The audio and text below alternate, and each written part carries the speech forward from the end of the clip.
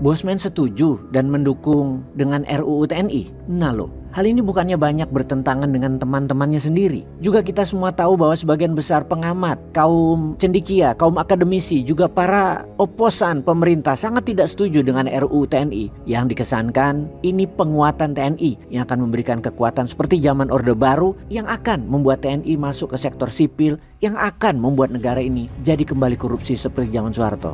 Bentar, tentara korupsi di zaman Soeharto. Oke, kita lanjut. Kita ke zaman Soeharto yang hutang negara hanya 500 triliun. Tidak sebanding dengan supremasi sipil yang selama 25 tahun zaman reformasi hingga saat ini, yang faktanya membuat hutang negara meningkat dalam periode 6 presiden mendekati angka 9.000 triliun. Yang beban bunganya saja dalam 5 tahun ke depan ini nilainya 3.700 triliun.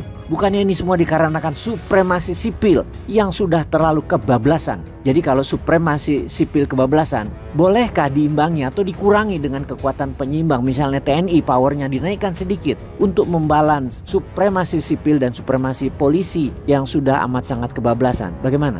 Kita detailkan. Faktanya selama ini sipil atas atau warga sipil kelas atas itu berkoalisi dengan oknum polisi, dan rakyat di bawah tergencet selama 20 tahun ini, terutama 10 tahun terakhir diinjak-injak oleh dua supremasi warga sipil kelas atas dan oknum polisi. Mengapa tidak boleh ada satu supremasi lagi sebagai kekuatan penetralisir untuk bermain sekarang? Apakah Anda sobat selama ini diuntungkan dengan supremasi warga sipil dan oknum polisi? Apakah Anda tidak merasa tergencet? Supremasi sipil tidak dirasakan rakyat yang 99%.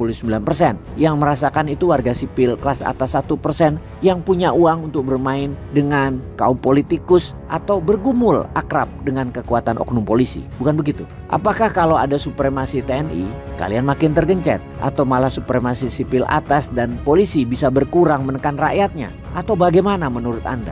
Sesungguhnya Anda maunya apa? Coba jelaskan. Pastinya pertanyaan Bosman ini menimbulkan kontroversi. Namun semua ini harus ada keseimbangan. Korupsi yang 10 tahun ini merajalela dan utang pemerintah yang brutal merugikan banyak BUMN. Padahal BUMN itu memonopoli bisnisnya, tapi rugi, sehingga berakibat kepercayaan investor terlemah sepanjang sejarah Indonesia dan bisa hampir disamakan kondisi saat ini dengan peristiwa tahun 1998 atau 1965. Keadaan saat ini loh, bedanya di tahun 65 itu hiperinflasi, sementara di tahun 1998 krisis keuangan neraca perdagangan defisit dengan rupiah terjun bebas turun 500% jatuhnya. Kalau sekarang masalahnya daya beli turun ke titik terendah dan investor asing enggan berinvestasi di Indonesia karena masalah premanisme ormas dan premanisme aturan yang mencekik pengusaha. Kembali ke Undang-Undang TNI yang beberapa pasalnya sedang di-challenge, yang acaranya diadakan pertemuan tertutup di hotel mewah di Bilangan Jakarta Pusat yang digerebek segelintir aktivis.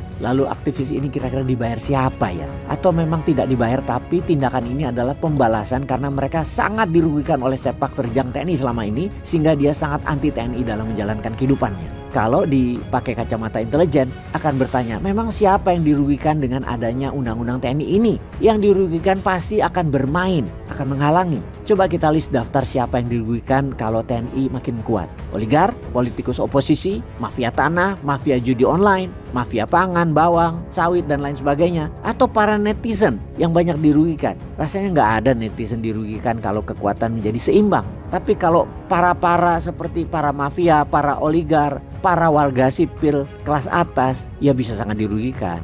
Sobat, masih percaya bahwa orang yang teriak-teriak menyerang rapat tersebut mewakili semua rakyat yang tergencet supremasi sipil pada saat ini? Oke, gini deh, menurut sahabat, apa pendapatmu? Coba list di kolom komen. Peace.